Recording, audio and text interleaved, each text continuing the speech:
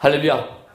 자, 우리 앞뒤자 함께 인사하실 때 하나님께서 여러분들을 뜨겁게 사랑하십니다. 서로 인사해주고 있습니다.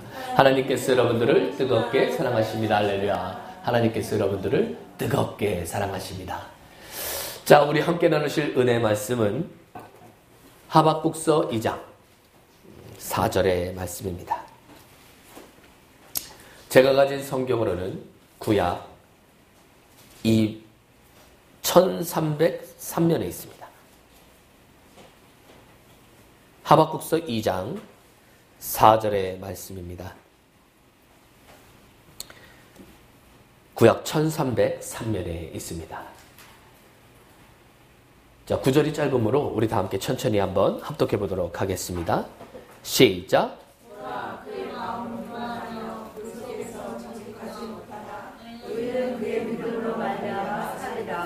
아멘. 오늘의 본문의 말씀을 의지하여서 믿음으로 말미암아 살리라 라는 제목으로 은혜의 말씀을 좀 나눠보도록 하겠습니다. 먼저 제가 하박국서를 통해서 받은 은혜를 좀 먼저 나누기를 소망합니다. 이제 하박국의 이름 때문인데요.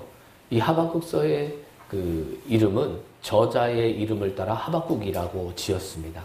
그런데 히브리어의 원어의 뜻에 보면 하박국은 포옹하다, 안기다, 달라붙다 뭐 이런 뜻에서 나온 말이에요. 이제 왜 제가 이 이름 때문에 은혜를 받냐 하면 여러분 우리 주님이 이 땅에 오신 것은 구약의 방식은 이제 이스라엘 백성들이 힘들고 괴로울 때마다 기도를 하면 손을 내미는 방식이었죠. 그러나 이제 우리가 새 언약, 신약에 와서는 하나님께서 우리에게 어떻게 다가오셨습니까?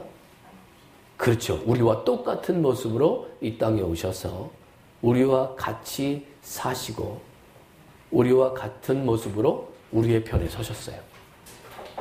그래서 하나님께서는 광활한 우주의 공간을 버리고 육체 안으로 오셨고요. 영원한 시간이 아닌 시공에 묶인 삶을 사셨고요. 그리고 무엇보다도 크신 능력이 아닌 아주 작고 작은 땅으로, 그래서 미가서 5장 2절에 뭐라고 얘기합니까? 베들레헴아 너는 결코 작은 도시가 아니다 이렇게 표현을 하는데, 여러분 그 주님의 제자들조차도 나사렛에서 뭐가 좋은 선지자가 나겠느냐라고 무시하는 동네에서 말구유에서 태어나시는 것들을 봐요. 그럼 그 주님이 왜 그런 모습으로 태어나셨습니까? 하박국의 이름처럼 이제 육체로 오셨기 때문에 우리를 안으실 수가 있고 또 우리도 그분께 안길 수가 있는 것이죠. 그래서 여러분 우리가 말씀과 영도 이제 이런 생각을 해보세요. 왜 하나님이 영만 주시지 않고 말씀을 주셨을까요?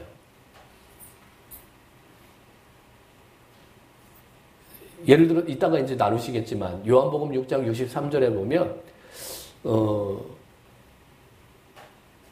말씀에 대해서 말씀을 하실 때 육은 무익하다. 그리고 영이 생명이다.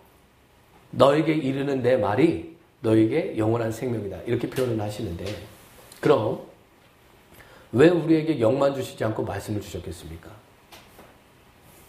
이유는 간단합니다. 영은 만질 수가 없어요.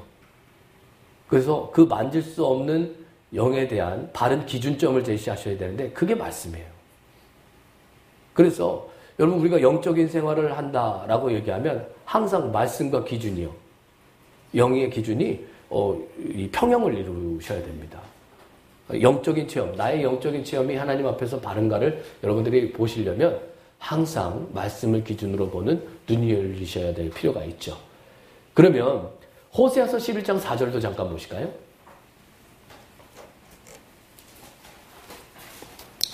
자, 호세아서 11장 4절, 3, 4절 한번 합독해 보겠습니다.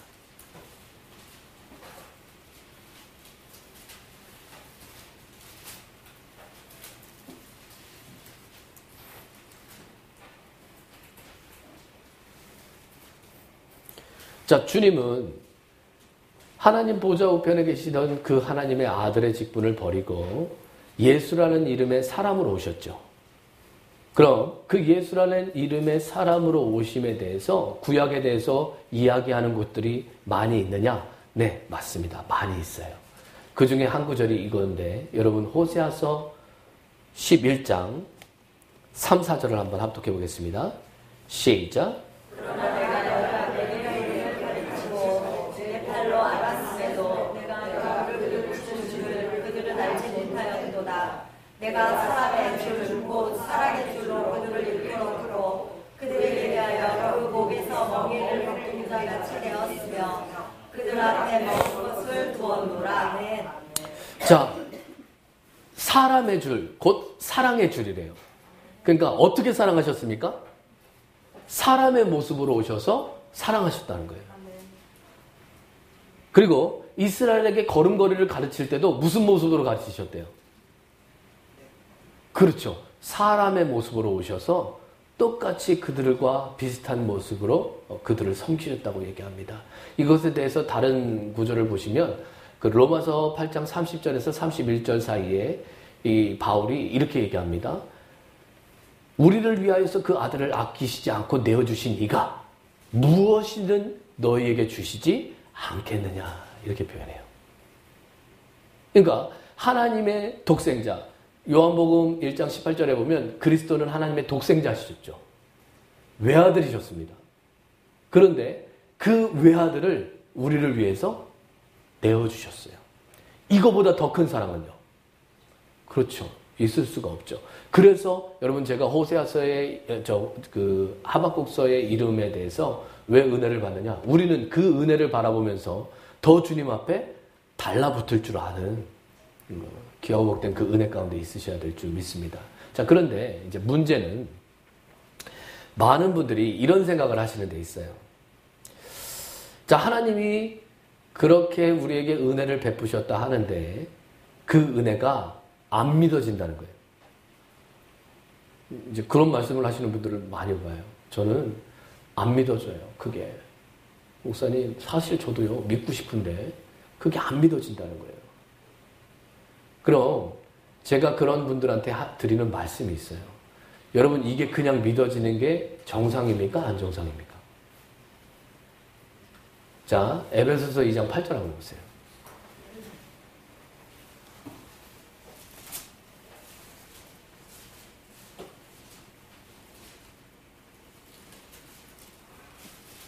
자, 에베소서 2장 8절입니다.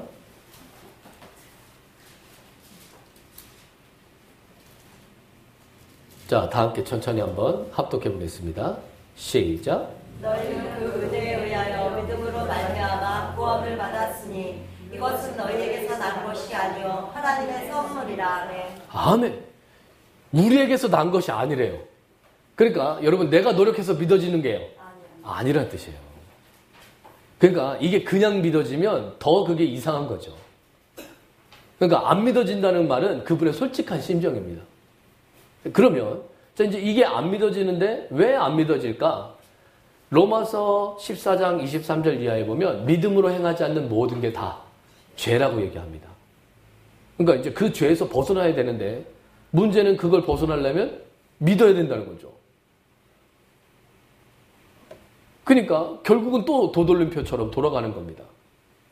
그런데 여러분, 여기서 우리가 은혜 받을 수 있는 하나님의 공급이 있습니다.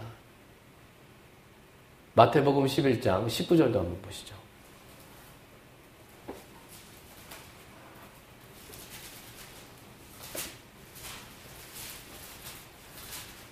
마태복음 11장 19절입니다.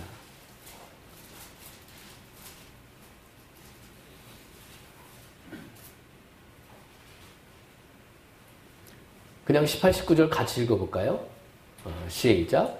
요한이 와서 먹고 마시고 아니하네. 그들이 말하기를 귀신이 들렸다 하니 인자를 와서 먹고 마시매 말하기를 보라. 먹기를 탐하고 포도주를 즐기는 사람이여 세례가 죄의 친구로다. 지혜는 그 행하기를 인하여 옳다함을 얻으리라. 자, 여러분, 여기 엄청나게 비판적인 사람이 있습니다. 부담스럽죠? 이제 어떻게 하느냐? 요한이 와서 금식하면서 맨날 기도만 하니까 귀신 들렸다고 말하고, 주님이 와서 맨날 먹고 죄인들이랑 즐기니까 이번에는 죄인들의 친구라고 얘기한다는 거예요. 그럼 이래도 싫고 저래도 싫어요. 그러니까 세상에 누구 같은 사람만 있어야 돼요. 그렇죠. 나 같은 사람만 있어야 돼요. 근데 여러분 세상에 나 같은 사람 있습니까? 없어요. 그럼 여러분 이런 사람이 여러분과 한 몸을 이루어야 된다면 여러분 어떠세요? 아니 자기는 하지도 않으면서 맨날 이래서 싫고 저래서 싫어요. 싫은 얘기만 해요. 그럼 여러분 이런 사람은 존재 자체가 부담스럽죠. 자, 아무리 하나님 앞에 이 사람이 귀해도 사람들이 이 사람을 안 받아주면 그리스도의 지체는 몸을 이룰 때는 우리는 이 개인적인 것이 아니라 단체적인 거지 않습니까? 하나님이 아무리 이 사람을 사랑해도 사람들이 거부하면요. 그 방법이 없죠. 그러니까 하나님이 왜 우리를 다루십니까? 이 사람의 이 몸을 갖고는 하나님의 뜻을 이룰 수가요. 없어요. 자, 그런데 여러분 여기서 하나님을 찬양하셔야 될 게 있어요. 주님은 이런 사람들의 친구래요. 죄인들의 친구라는 거예요. 자, 이런 사람이 하나님 앞에 회개만 하고 기도를 할 때 주여 주님이 나의 믿음이 되어 주시옵소서 라고 진심으로 그리스도를 찾으면 여러분 그 순간 그리스도를 체험할 수 있는 은혜를 주신다는 겁니다. 자, 믿음으로 행하지 않는 모든 게 죄인데, 자, 여러분, 이제 우리에게는 그런 믿음이 없죠? 그럼 여러분 지금 가슴에 한번 손을 대보세요. 가슴에 한번 손을 대보세요. 자, 이제 저를 따라서 기도를 하시는 겁니다. 사랑하는 예수님, 저는 하나님의 말씀을 말씀 그대로 믿지 못하는 죄인입니다. 그러나 오늘 말씀을 읽고 죄인들의 친구 되시는 그리스도가 내 마음 안에서 사시기를 원합니다. 주님이 나의 믿음이 되어주시고 나를 주장하여 주시옵소서.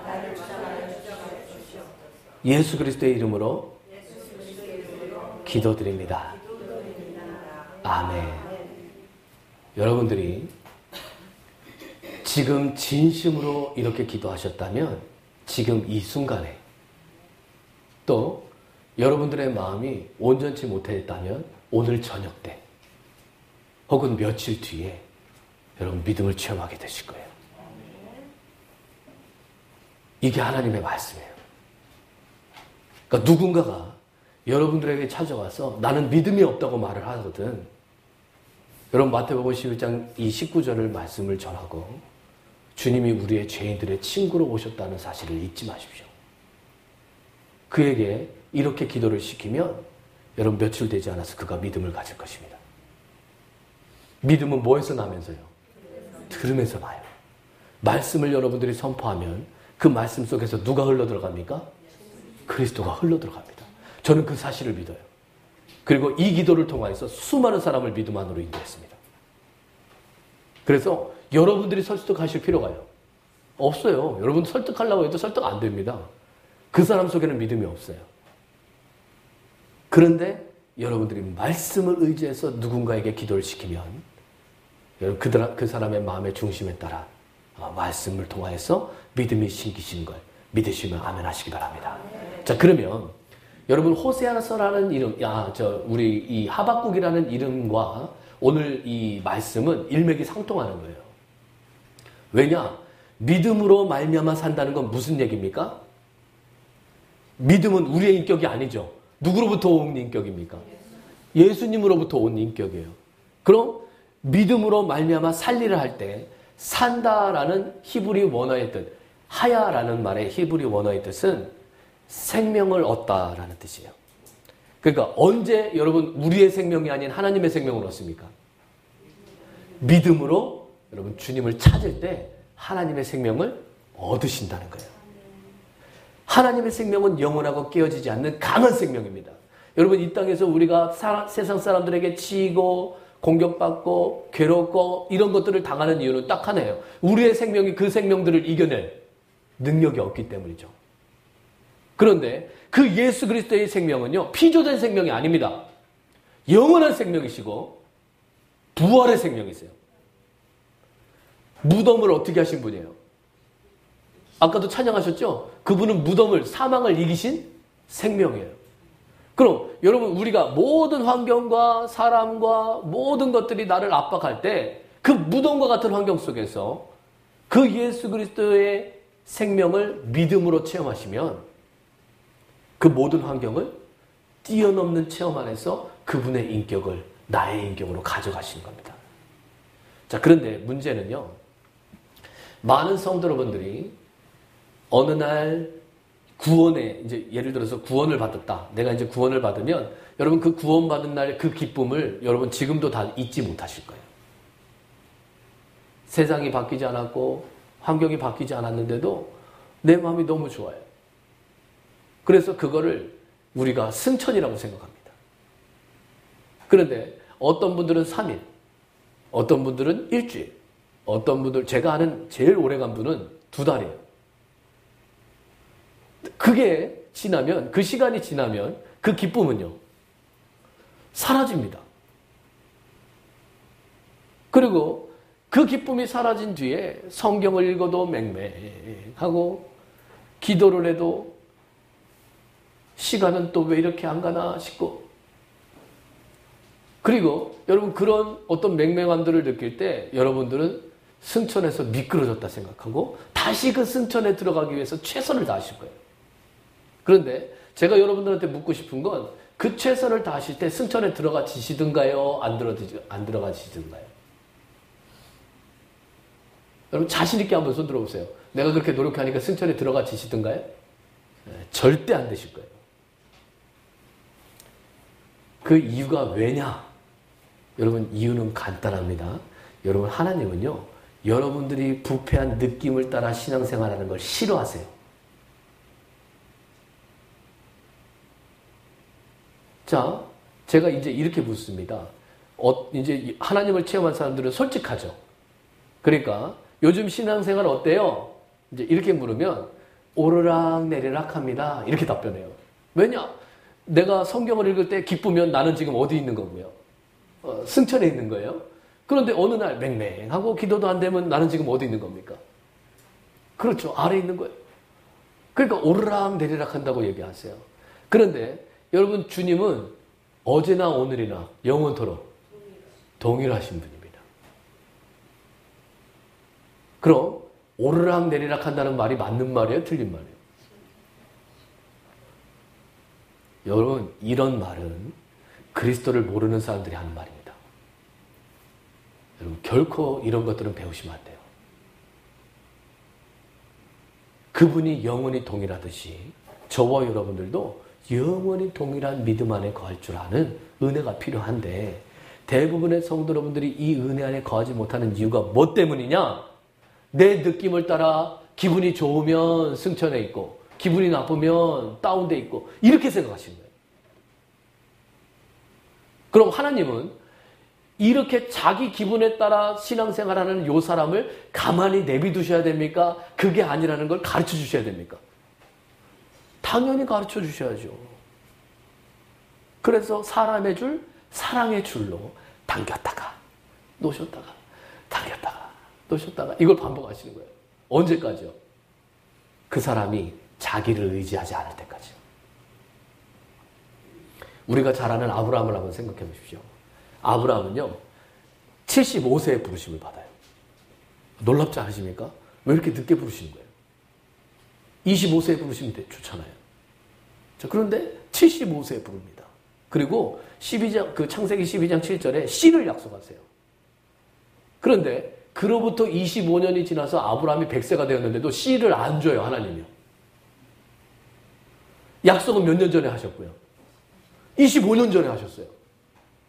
그러니까 아브라함이 중간에 별의별 방법을 다 취합니다. 애굽에로 내려가서 아내를 한번 뺏겨봤다가 또 이삭을 취하기 전에 자기가 하가를 취해가지고 자기 방식으로 애를 낳아보기도 했다가 여러 가지 방식을 취해요. 그런데 주님은 창세기 21장에 보면 반드시 이삭의 너의 씨라야 하나님이 인정해 주신대요. 그러면 빨리 주시면 좋잖아요. 그죠? 근데 여러분 로마서 4장을 한번 보시죠.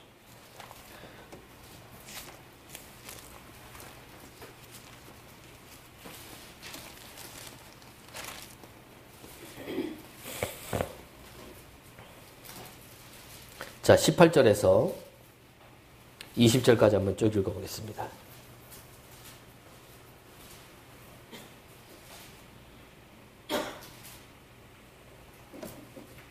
자, 다 함께 천천히 한번 합독해 보겠습니다. 시작. 아브라함이 바랄 수 없는 중에 바라고 되었으니 이는 내 후손이가 되리라 말씀대로 많은 민족의 주상이 되게 하려 하시니라.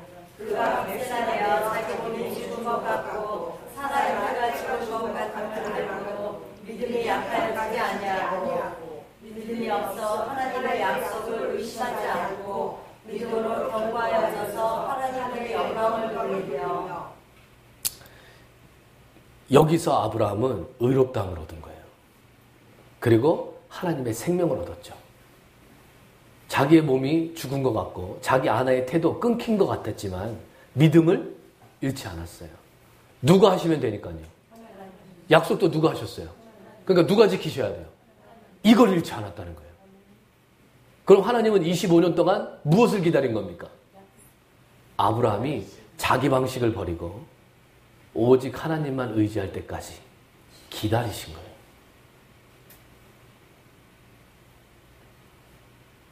여러분, 믿음으로 생명을 얻는다는 게 무엇입니까? 많은 성도 여러분들이 즐겁고 영광적인 상태에서 흥미가 더해지고 기도할 수 있고 찬양할 수 있고 말씀을 읽을 수 있다면 이것이 승천이라고 생각하고 평생 이 상태를 유지하려고 몸부림치시는 걸 제가 자주 봐요. 그런데 여러분 실제는 그렇습니까? 그렇지 못합니까? 그렇지 못해요. 여러분 성경을 잘 모르셔서 그래요. 하나님은요, 여러분 우리를 업된 상태로 두시는 게 좋으신 게 아니고요. 우리에게 아무것도 없어도 남은 게 없어도 누구만을 찬양하게 하시려고요? 주님만을 찬양하게 하시려고 하십니다. 그래야 진짜 여러분들의 실력이죠. 제가 아까도 이런 예를 들었습니다. 순풍이 불어요. 그러면 여러분 항해를 하기가 너무 쉬워요. 왜요? 그 바람이 나를 인도합니다. 그런데 역풍이 불면요. 목적지로 가기가 쉽습니까? 어렵습니까? 어려워요. 그러나 역풍이 불어도 목적지에 가야 한다면 그때부터 우리는 노를 저을 겁니다. 때로는 노 젓기가 너무 힘들어서 손에 물집이 잡히고 어깨가 빠질 듯이 힘들고 거센 파도가 나를 제자리에 머물게 하고 많은 체험들을 할 거예요. 그러나 제가 여러분들에게 묻겠습니다. 무엇이 진짜 실력입니까? 무엇이 진짜 여러분들의 영성입니까? 순풍이 불 때입니까? 역풍이 불 때 그것을 이기고 목적지를 향하는 여러분입니까? 하나님은요, 저와 여러분들이 어떤 역풍을 불게 하는 사단의 검개 속에서도 그 사단을 이기고 제압할 줄 아는 능력의 일꾼들이 되기를 소망하시는 거예요. 그래서 정말로 믿음을 소유하는 사람, 그리스도의 인격을 살아내는 사람, 어떠한 환경이나 문제 속에서도 좌절이나 낙심하지 않고 그리스도의 믿음으로 살아낼 줄 아는 은혜의 백성들이 되기를 소망하시는 겁니다. 그럼 여러분들이 스스로 한번 질문해 보셔야 돼요. 내가 성경을 읽는 것은 성경이 읽을 때 깨달아지고 즐겁고 맛이 나서 성경을 읽는 겁니까? 아니면 하나님의 말씀이기 때문에 읽는 겁니까? 또 여러분들이 기도하는 것이 그 기도의 대상이 하나님이시기 때문입니까? 아니면 하나님으로부터 뭔가를 얻기 위해서 기도하시는 겁니까? 여러분, 우리 스스로가 내 믿음의 신앙의 위치가 어디 있는지를 돌아보실 필요가 있어요. 만약 저와 여러분들이 맛이 나서 성경을 읽고 뭔가가 필요해서 하나님 앞에 기도하는 사람이라면 그 사람은 주의 영광을 위해 사는 사람이 아니죠. 그러나 주님은 우리에게 먹든지 마시든지 무엇을 하든지 하나님의 영광을 위해서 하라고 말씀하셨어요. 그것이 우리를 부르신 목적입니다. 저는 우리 모든 성도 여러분들이 이 부르심의 목적이 명확하게 무엇인지 아는 신앙생활을 하시기를 축원드립니다. 그래서 요한복음 6장 63절도 한번 보시죠.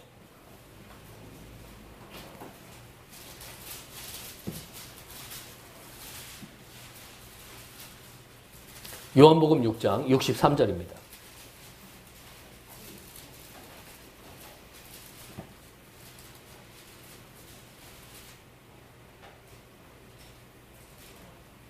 자, 한번 합독해 보겠습니다. 시작.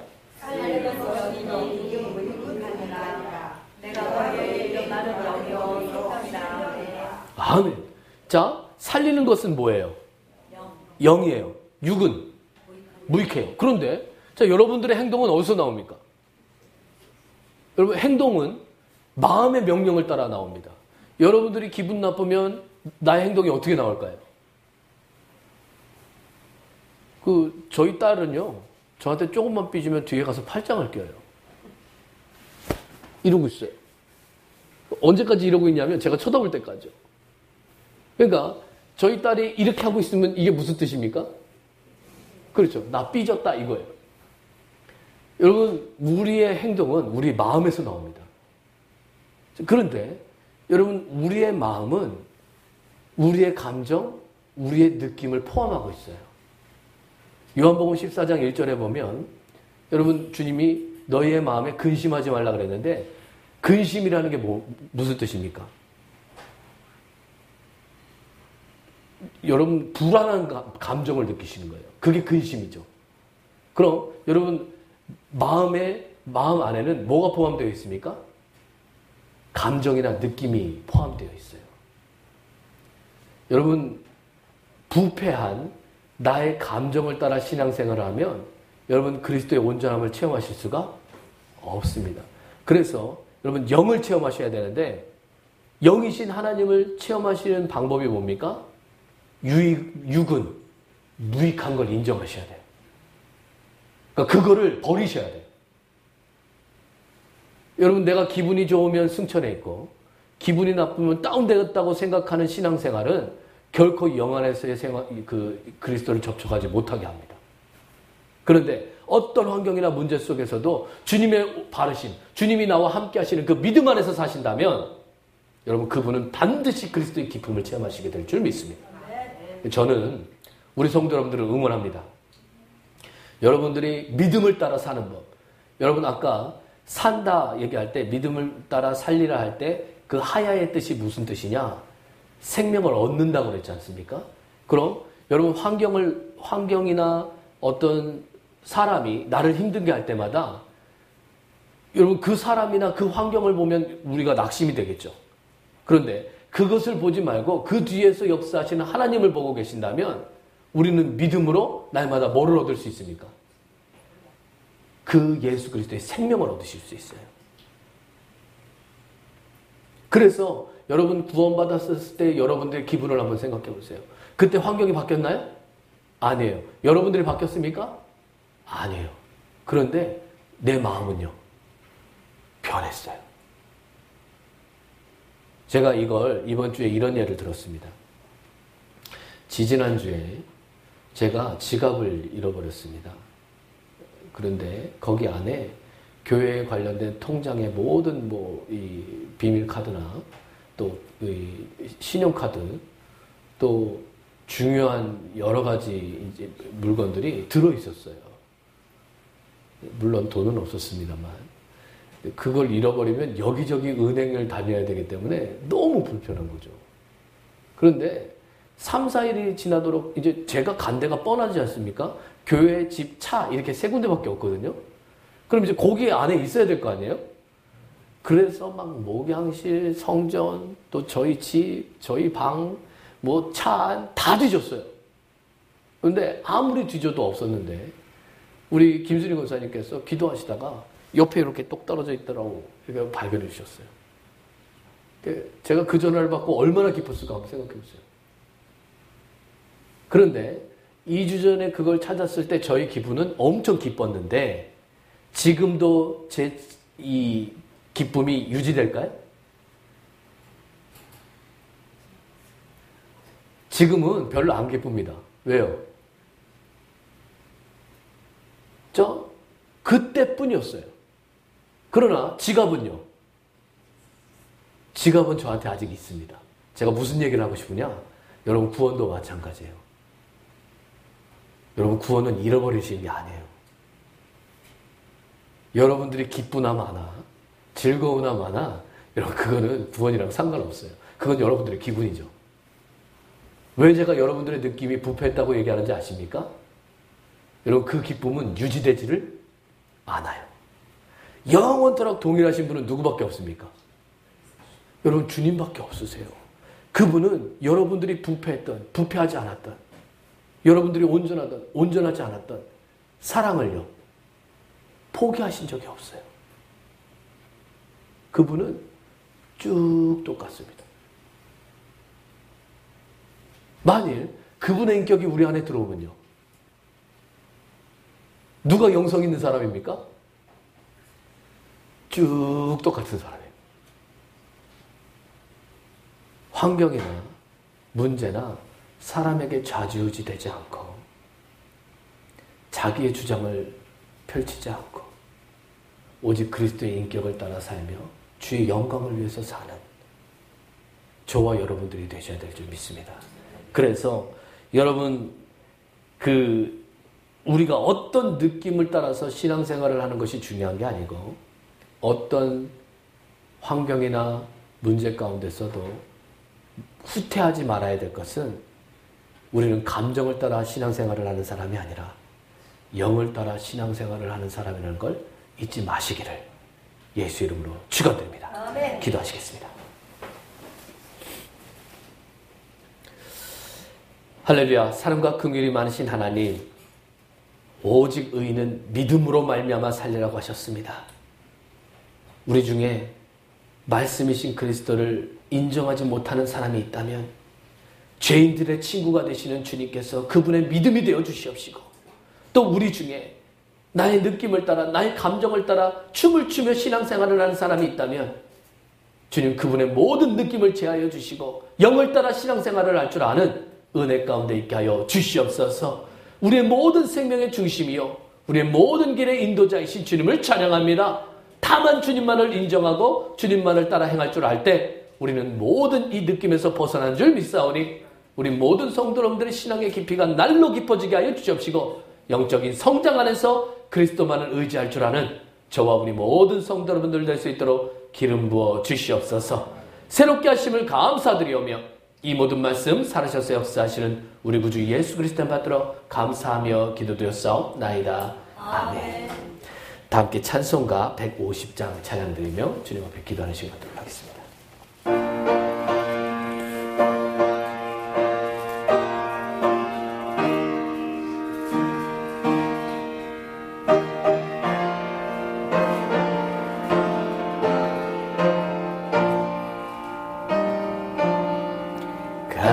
갈보리 산 위에 십자가 섰으니 주가 고난을 당한표라.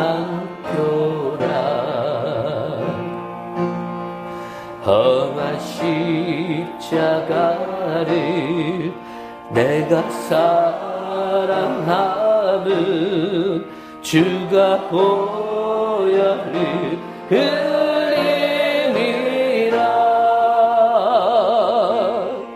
죄 웃음을 얻기까지 주의 십자가 사랑하리.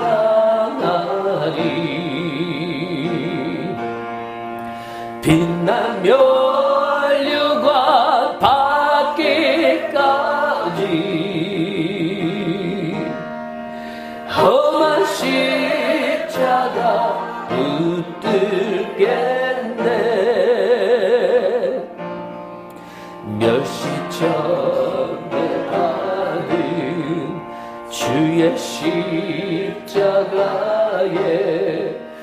나의 마음이 끌리도다. 귀한 어린 양이 세상 죄를 지고 험한 십자가 지셨도다.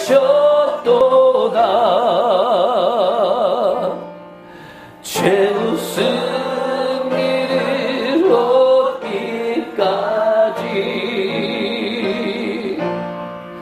주의 십자가 사랑하리.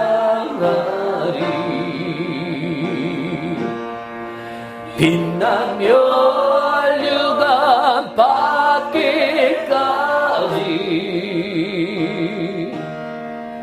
험한 십자가 붙들겠네. 험한 십자가에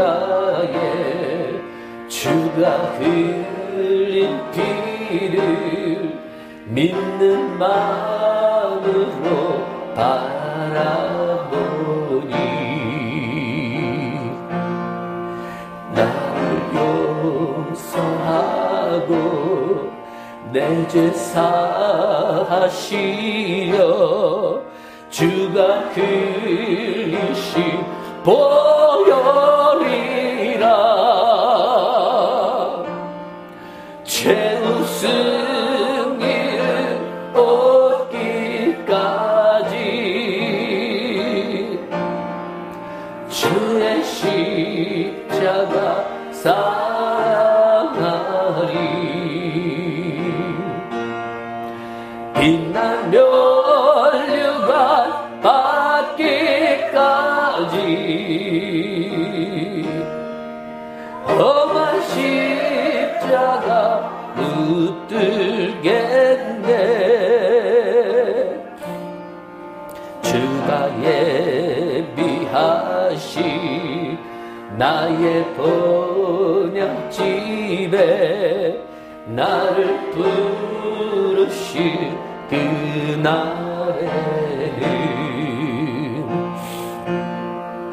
영광 중에 계신 우리 주와 함께 내가 죽도록 충성하리. 죄 웃음을 얻기까지 주의 십자가 사랑하리.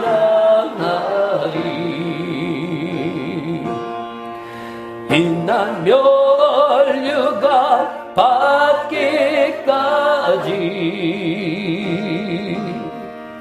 험한 십자가 붙들